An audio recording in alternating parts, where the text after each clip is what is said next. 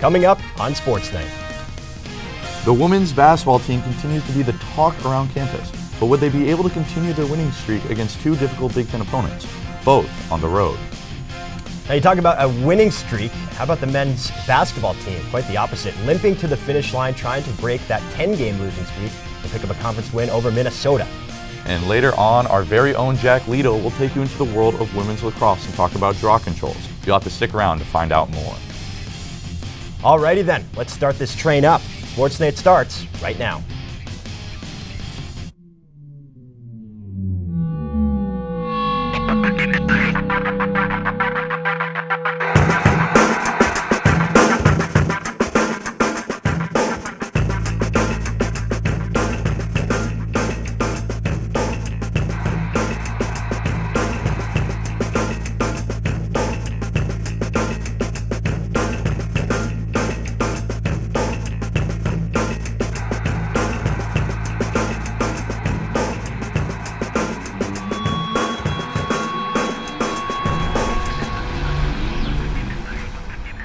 Welcome to Sports Night. I'm Sam Johnson alongside Dave Peck.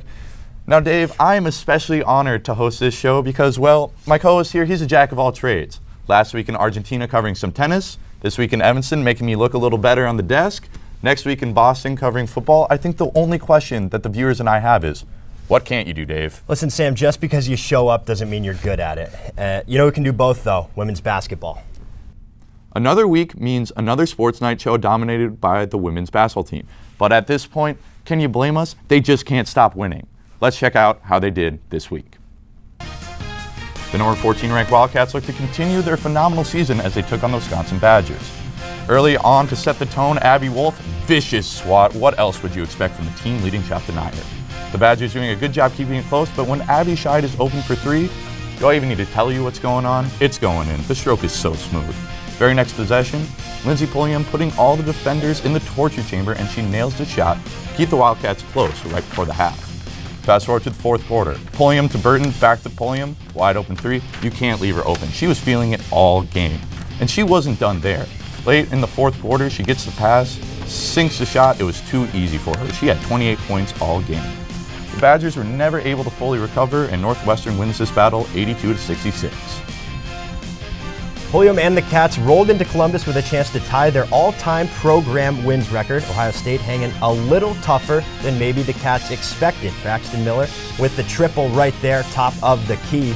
And the Buckeyes led for most of the first period. Really took advantage of a couple of defensive miscues on the count of Northwestern. They leave Rebecca Mikulicikova right there from the top, open for three, and she hits.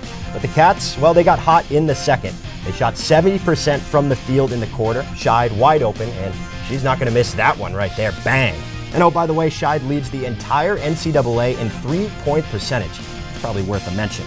Northwestern ends up heading into the second half by 3 with the lead. And, you know, these Cats have proven time and time again they're a second-half team. But how about Pulliam right there, banks it home, ends the third period, and just like that, she's got one straight from the moon. She finished with 16 on the night as Northwestern took care of business. They'll head on home for a shot at win number 26 in the final game of the regular season. Now we get the best and the brightest to come talk hoops, and this week is no different. I'd like to welcome in women's basketball expert Drew Schott from the Daily Northwestern. Drew, welcome. Glad to have you on the show. Thanks for having me, Dave. So it's been probably the biggest storyline in all of Northwestern sports. It's women's basketball. Just one game left in the regular season, but I want to know, what are the biggest takeaways in the past couple of months from this team?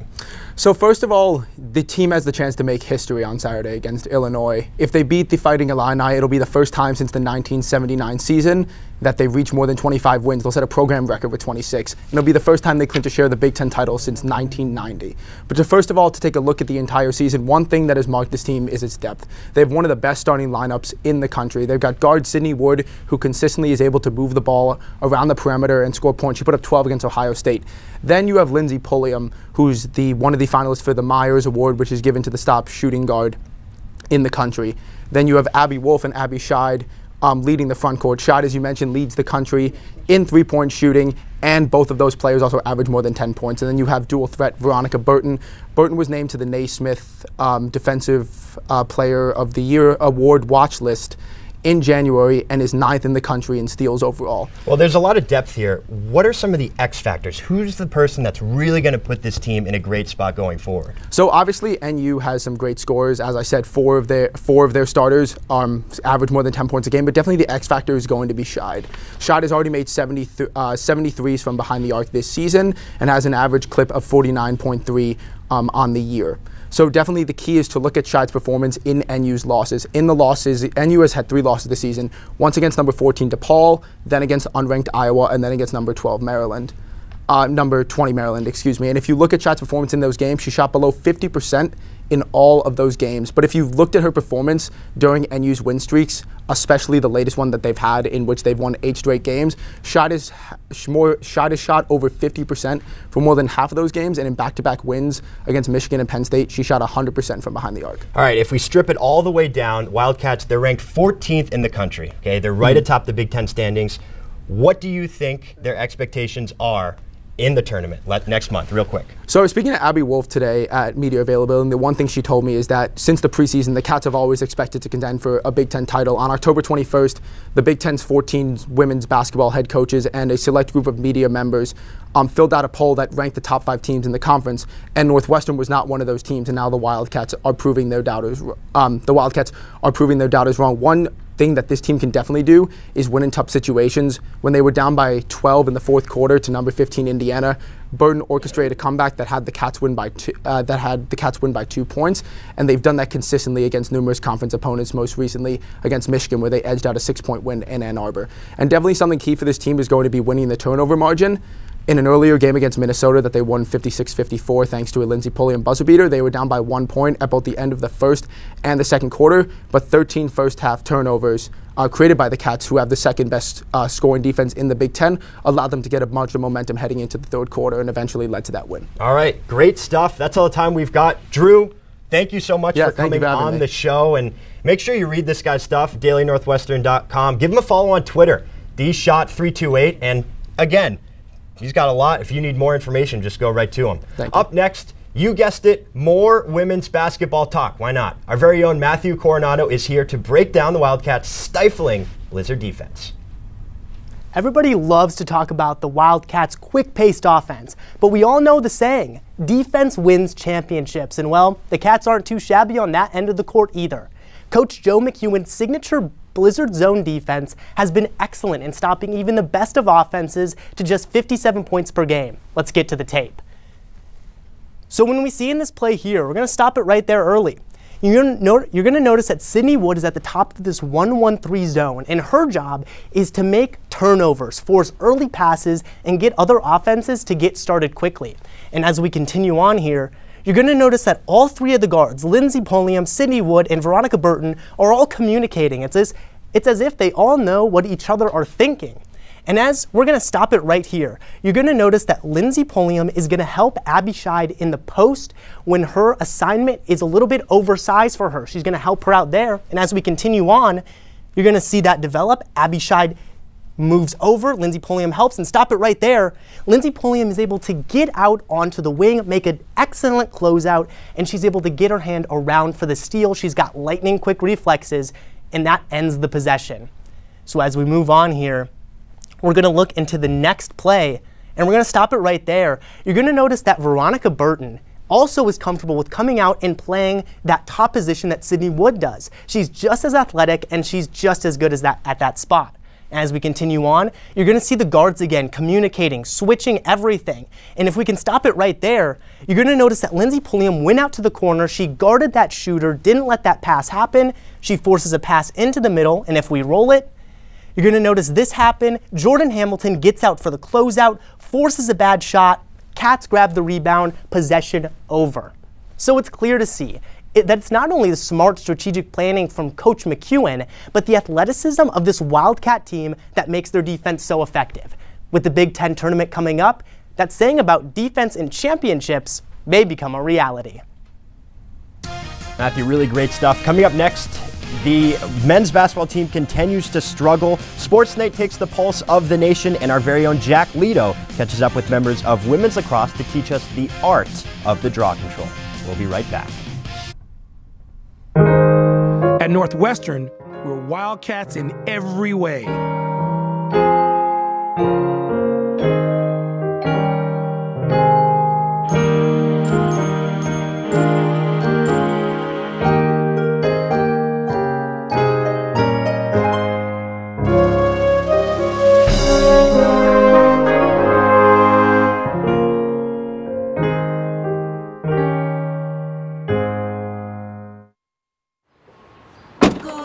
Northwestern break right through that. With our colors flying, we will cheer you all to go. Go you Northwestern, fight for victory, sweet victory, for the fame of our fair name, and go Northwestern, win that game. Go Cats! At Northwestern University, we are pioneering innovation and achieving excellence across every imaginable discipline.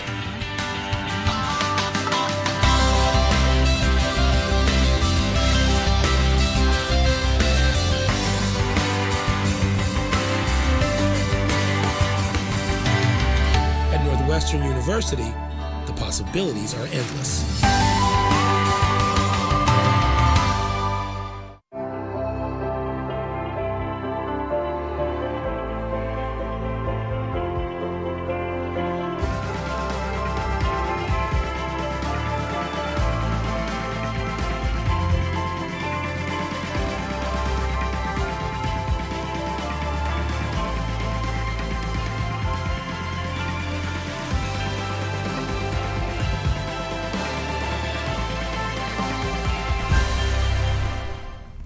Welcome back to Sports Night. And Dave, I want to take this time to do a little PSA. The men's basketball season, it isn't over. I went to the game on Sunday, and the attendance from students, it was a little lacking.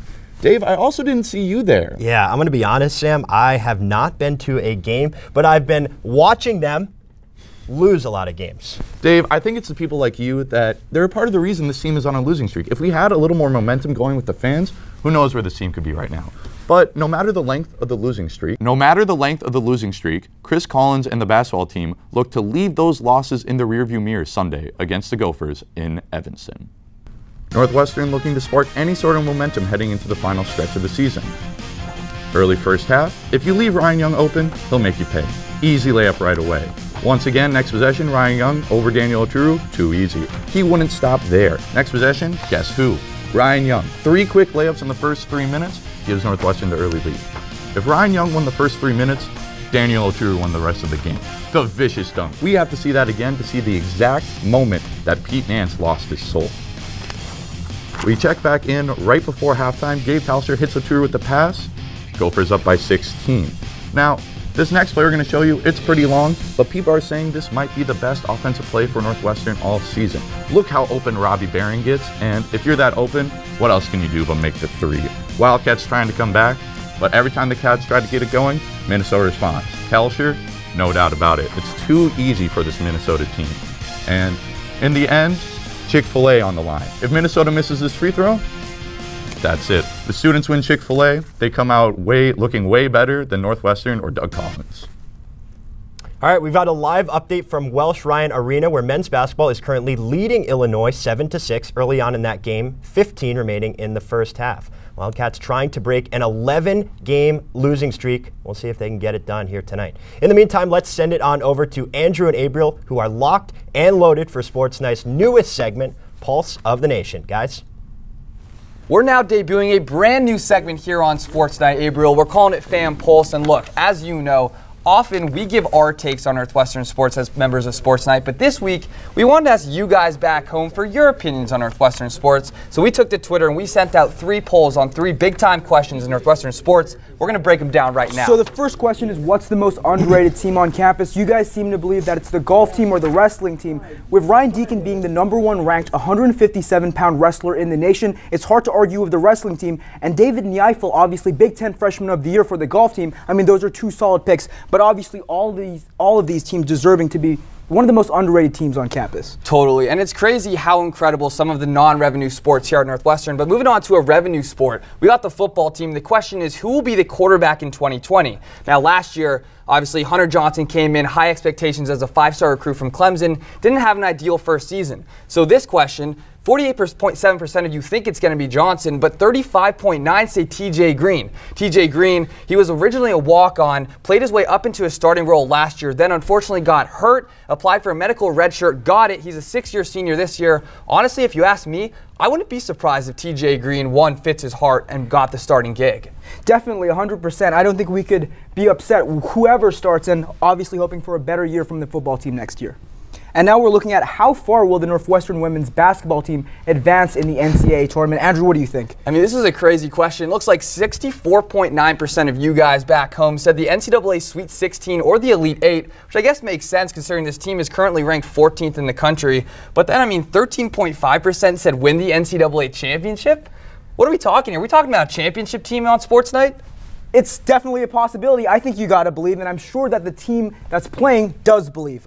Regardless of how they do, what an achievement it is for the Northwestern women's basketball team to make the NCAA tournament. I don't think you could be disappointed at all wherever they finish. Definitely, and it's something to note for your fans watching right now. Right now, this team is set to host a regional here at Welsh Shrine Arena. And like you said, though, no matter where they end in this tournament, it's been an incredible season, and they have a ton of young talent, so this team is only going to get better. 100%. Thank you so much for listening to our new segment, Fan Pulse. Definitely we'll have it on again. Dave, Sam, back to you. Just 4 games into their 2020 season, and Northwestern lacrosse has already run into, well, buzzsaws. 2 weeks ago, they took on number 2 ranked Notre Dame, and this week, not much easier. It was the 4th ranked Syracuse Orange that came into Evanston, into Ryan Fieldhouse, a hotly contested affair between 2 of the country's best. And the Orange scored first, but Liza Elder and the Cats quickly answered. Sweet shot there, get on the board, but later in the half, Wildcats trailing by 4, they did their best to climb back into it. It was Elle Hansen who started what was an uncontested 5-goal run for the Cats, aided by Lindsay McCone, who would close out the streak and the first half with 2 goals of her own.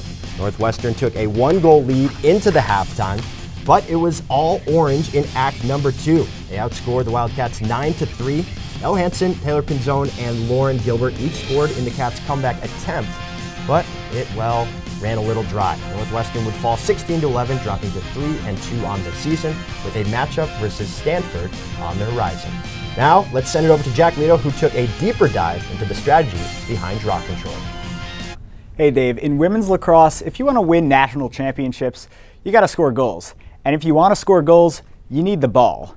For years, Northwestern has been one of the best at getting every possession they can from the center circle. This is the art of the draw control. Everything in women's lacrosse starts right here, in the draw control circle. At the start of each half, and after every goal, 2 players hold the ball between their crosses and fight for the possession.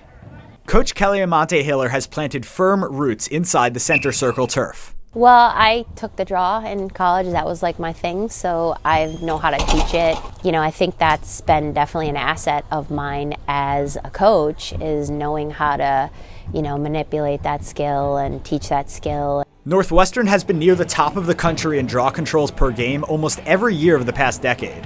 So if anyone knows draw control technique, it's Amante Hiller. A lot of hand-eye coordination, a lot of wrist strength, quickness, reaction time. It's a very unique skill. So how important is the draw? Brennan Dwyer is a junior midfielder for Northwestern. Inside Lacrosse ranked her as the 35th best college lacrosse player in the country, men's or women's. Now, Dwyer only came into the year with 2 career goals and 4 assists. The reason she's been garnering national attention, in 2019 she was 3rd in the country with 181 draw controls. I think just something that, like, some qualities that make me successful at it is just like being quick and like athletic. You kind of need that quick reaction time to get the ball out where you want it, but you also need like the technique to grab it once you do put it where you want. Dwyer has already sharpened her skills in the circle enough to etch her name in the record book. Earlier this year against Arizona State, she racked up 21 draw controls, a Northwestern record. But Dwyer is not about to steal all the credit because sometimes a lot of people just focus on like the person taking the draw, but it's like a team effort. A sentiment that echoes her coach back when she was a junior draw control specialist. I think that the chemistry makes us different. A team with eyes on getting back to the Final Four is bound to score some goals. And after every one, it all comes back here with a whistle and a ball in the air. From Ryan Fieldhouse, Jack Leto, NNN Sports. Coming up next, nutty activity for the softball team at the Mary Nutter Classic. Northwestern takes on Harvard. No, not in academics, but in men's tennis. Stick around. At Northwestern, we're Wildcats in every way.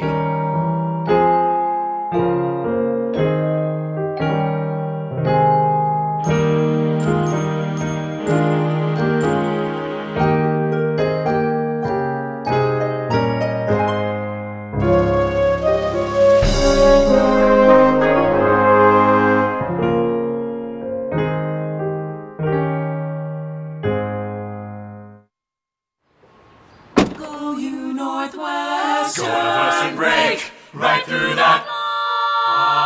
With our colors flying, we will cheer you all to go. Go you Northwestern, fight for victory, sweet victory, spread for the fame of our fair name, and go Northwestern, win that game.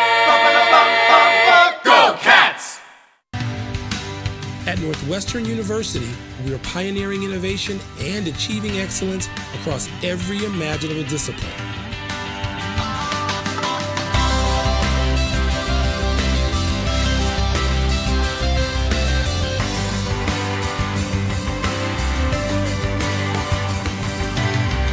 At Northwestern University, the possibilities are endless.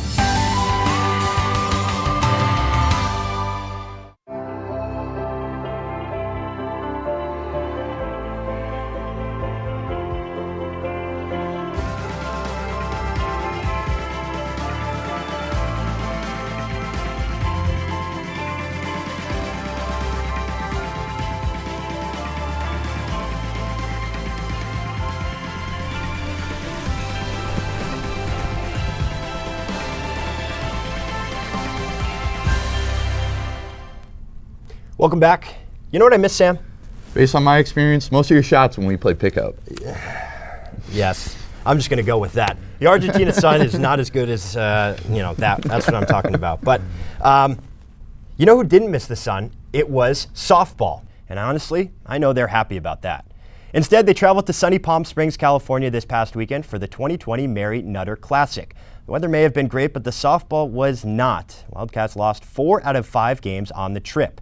The weekend started off slow as Coach Kay Drohan's squad fell to a pair of SEC schools on Friday afternoon. First it was Auburn, who downed the Cats 6-4. Then it was 7th-ranked Florida, who stole a 3-2 win on a walk-off single. On Saturday, things got a little better. The Wildcats followed up a 6-3 loss to Oregon with their only win of the weekend, an 11-6 victory over Long Beach State. But winning didn't last long. The Cats dropped their final game of the trip, a 3-2 loss against number 2 Washington. Maeve Nelson led the Wildcats offense throughout the tournament, going 4 for 12 with 5 walks, 5 runs, and a homer. Rachel Lewis, well, she showed off her pop, adding 2 home runs of her own on the trip. Next up for the Wildcats is the Oklahoma Invitational this weekend in Norman, Oklahoma. We now move over to the world of tennis, where over the weekend both the men and the women's team were showcased in intense battles. Starting on the men's side, Northwestern Tennis took on a top 25 national opponent in the Harvard Crimson this past Sunday in Cambridge, Massachusetts, where they tried to get a winning streak going from last week's defeat over Vanderbilt. Early on in singles play, the Wildcats notched wins at the number 5 and 6 positions because of performances by Trice Pickens and Simon Grafflin. But the Cats dropped 3 out of the other 4 singles matches, despite a 3-set thriller between Stephen Foreman and Harvard's Hu Shi at the number 1 spot. Harvard got the doubles point with wins at the 1 and 3 positions, though the pair of Chris Efron and Dominic Starry took home a doubles match victory for Northwestern. The Wildcats would fall just short of an upset, and they lost 4-3. Although Northwestern did pick up the loss, they remain above 500 on the season, with a 6-4 record. And if you ask me, men's tennis is one of the more slept-on teams on campus. Northwestern's next competition is a doubleheader this Saturday against number 7 Columbia and UIC starting at noon in Evanston. Now on to women's tennis. Northwestern fought to get to the 500 mark against number 18 Baylor in Waco this past Sunday, and fought they did. Northwestern downed the Bears 4-3 to capture their first road victory against a top 25 opponent this season. Individually, it was the top 100 ranked Julie Byrne who continued her hot streak for the Wildcats with a win at number 1 singles. Northwestern also took home the doubles point while adding victories at number 2 and 6 singles as well. The Cats are back in Evanston Friday night when they face off against the Indiana Hoosiers. Northwestern had one match remaining in the regular season for wrestling, and the Cats made the most of it, crushing the Southern Illinois University Cougars 38-9. Northwestern won all but 2 of the 10 bouts, including 2 wins by forfeit. The Cats' 2 seniors won their last regular season bouts, Alec McKenna by decision and Shane Oster by forfeit. The tightest bout of the match involved Northwestern's best wrestler, number 1 ranked Ryan Deacon, you know the name, looked to close out an undefeated season against SIU's Justin Ruffin. But Ruffin hung tough and went up 2-1 in the third period. Deacon escaped with a win after 2 consecutive stalling penalties against Ruffin and completed his perfect season. Next up for the wrestlers, the Cats face a tough test in a loaded Big Ten tournament. Those matches will start on March 7th. And also this past weekend, the 9th-ranked Northwestern women's fencing team competed in the Midwest Fencing Conference Championships in Columbus, Ohio. The Cats went in looking to win the event for the 3rd straight year, but it was the hometown Ohio State Buckeyes who took the cake. Northwestern finished 2nd.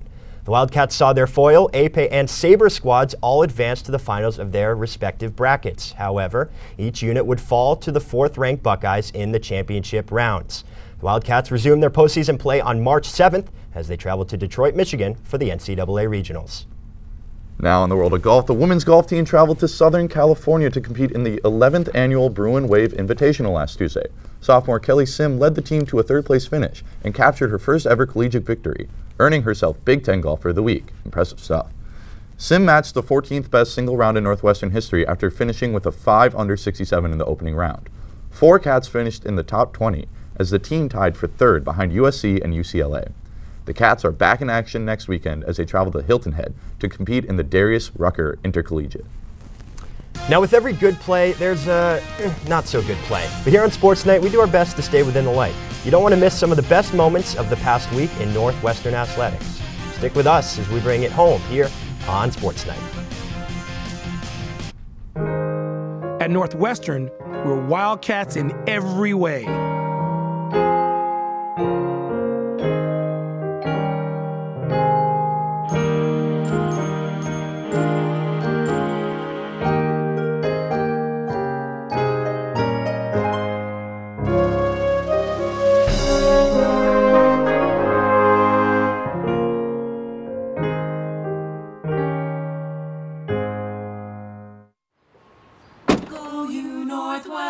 Northwestern break right through that.